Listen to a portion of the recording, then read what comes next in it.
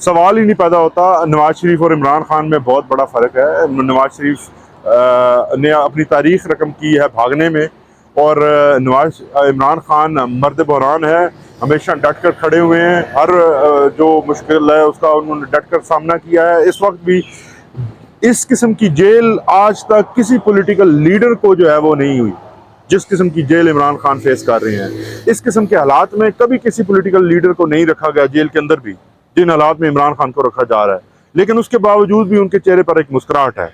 उसके बावजूद भी वो आज भी ये कहते हैं कि हकीकी आज़ादी जो है वो मेरी मंजिल है, मैं अपनी आवाम के लिए वो हासिल किए बगैर किसी और चीज़ पर कंप्रोमाइज़ नहीं करता। नहीं सर, कोई डील में कोई सदाकत नहीं है। ना इमरान खान साहब किसी डील को कोई मांग रहे हैं, ना कमज़ोरी दिखा रहे हैं। वो चट्टान की तरह मजबूत है। इतने सख्त तरीन हालात में उनको रखने के बावजूद खान साहब के चेहरे पे मुस्कुराहट होती है और वो मजबूती से खड़े हुए हैं। देखिए जी, कल हो सकता है मैं जाऊँ साइफर केस के अंदर जो गिरफ्तारी इटसेल्फ जिसकी बुनियाद बनाकर इस वक्त इमरान खान को अंदर रखा जा रहा है वही इलीगल है। कानून के मुताबिक अगर गिरफ्तारी और रिमांड जुडिशल करना था 15 तारीख को, तो फिर खान साहब को यहाँ एंटी टेररिज्म कोर्ट में होना चाहिए था। जो जेल ट्रायल का नोटिफिकेशन है वो 29 तारीख का है। 30 तारीख को आप अदालत जाते हैं, लेकिन 15 तारीख को आप क्यों नहीं गए? अगर अदालत जेल में नहीं थी तो यहाँ पे थी अदालत, अदालत यहाँ पे थी, खान साहब वहाँ पे थे। किस कानून के तहत जज ने यहाँ से उनका जो रिमांड दिया है? कोई कानून नहीं। क्या समझते हैं लतीफ कोटवाल इजाज़त साहब ने वकालत तहरीक शुरू करने का ऐलान कर दिया है, तो क्या पाकिस्तान तहरीक इंसाफ की जो वकील साहिबान है वो तो वकालत तहरीक में हिस्सा लेंगे? देखिए जी, जो वकला तहरीक है या वकील होता है, वो किसी सियासी जमात के साथ आइडियोलॉजी और दूसरी बुनियादों के ऊपर मुंसलिक ज़रूर होते हैं, लेकिन उससे पहले हम सब वकील हैं, बार का हिस्सा हैं। और जो बार का फैसला होता है उसमें सब हिस्सेदार होते हैं और सब इकट्ठे चलते हैं। और जब भी कोई ऐसी तहरीक होगी जो हमसे होगा हम वो करेंगे जी।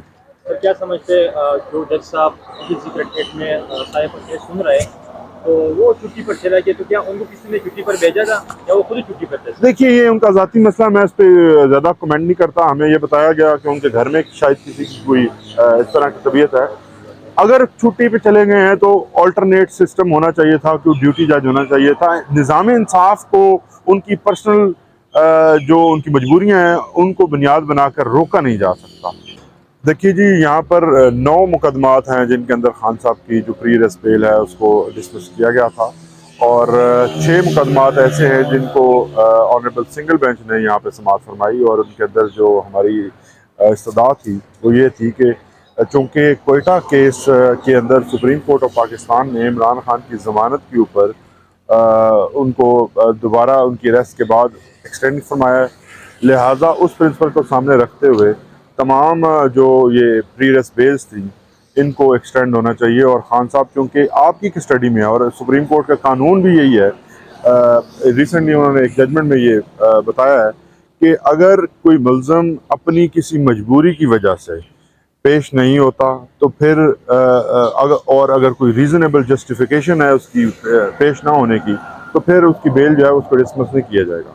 यहाँ पर रीज़नेबल जस्टिफिकेशन तो उससे काम आ गया है, क्योंकि यहाँ खान साहब हुकूमत की कस्टडी के अंदर है, उसी अदालत के पास हैं। अभी तो यहाँ पे बेल पेंडिंग है एंटी टेररिज्म कोर्ट, उसी की कस्टडी में इस वक्त इमरान खान साहब मौजूद हैं।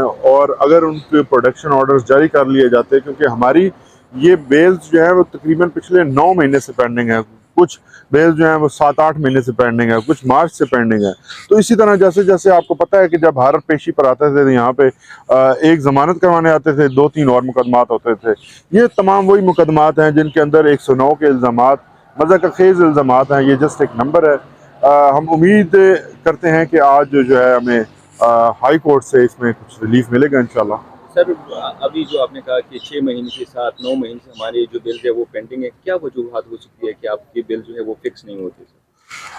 सबसे बुनियादी चीज़ ये थी कि देखिए, पहले हमने ये एप्लीकेशंस फाइल की F8 पुरानी कचहरी में, चूँकि सिक्योरिटी के जो खदशात थे वो आपके सामने है। खान साहब फिर इंजर्ड रहे, उस वजह से भी काफ़ी हमारा वो जो है वो क्योंकि फ़िज़िकली अपेयर नहीं हो सके। और उसके बाद हमने देखा कि जो जब अदालतें जो हैं वो नीचे ट्रांसफ़र की गई, तो उसके बाद फिर गर्मियों की छुट्टियाँ आईं, और छुट्टियों के अंदर चूँकि ज़मानतों के ऊपर समाअत नहीं होती, तो मल्टीपल रीज़न्स हैं, कोई एक वजह नहीं है। उसके बाद फिर ये हुआ कि हमने जो इन्वेस्टिगेशन जब ज्वाइन करने की कोशिश की, इसके अलावा इतनी बड़ी तादाद मुकदमात की लाहौर में थी, तो हर जगह पे फिजिकली पहुंचा भी नहीं जा सकता था। तो इसी वजह से ये, क्योंकि बल्क कितना ज़्यादा है केसेस का, इस वजह से इसमें थोड़ा डिले आया था। लेकिन अब ये सब कुछ मेच्योर था, राइप था, हमारे आर्ग्यूमेंट्स होने थे नेक्स्ट डेट्स के ऊपर, और हमने इन तमाम केसेस में फ़र्क फरीद बलोच साहब के फैसले को मद्देनज़र रखते हुए हमने इसमें सजा करनी थी, और हमारी ज़मानतें हमें उम्मीद थी कि कंफर्म होनी थी।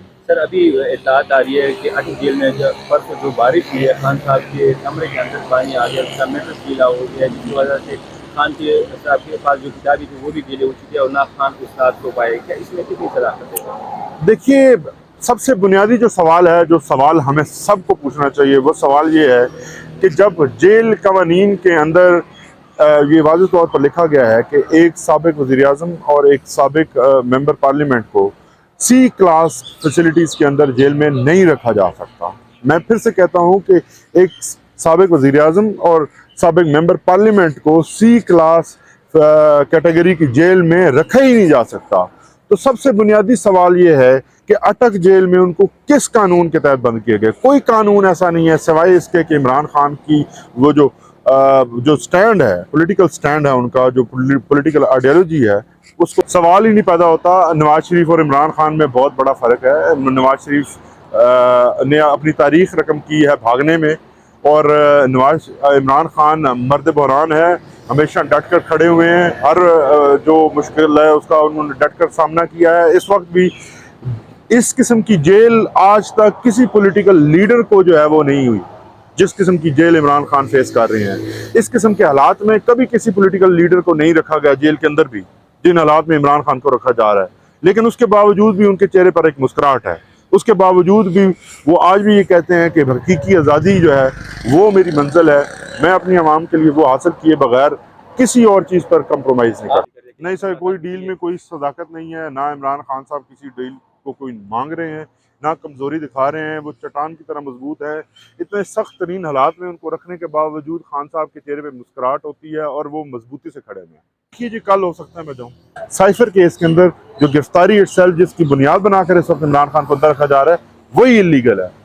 कानून के मुताबिक अगर गिरफ्तारी और रिमांड जुडिशल करना था 15 तारीख को, तो फिर खान साहब को यहाँ एंटी टेररिज्म कोर्ट में होना चाहिए था। जो जेल ट्रायल का नोटिफिकेशन है वो 29 तारीख का है। 30 तारीख को आप अदालत जाते हैं, लेकिन 15 तारीख को आप क्यों नहीं गए? अगर अदालत जेल में नहीं थी तो यहाँ पे थी अदालत, अदालत यहाँ पे थी, खान साहब वहाँ पे थे।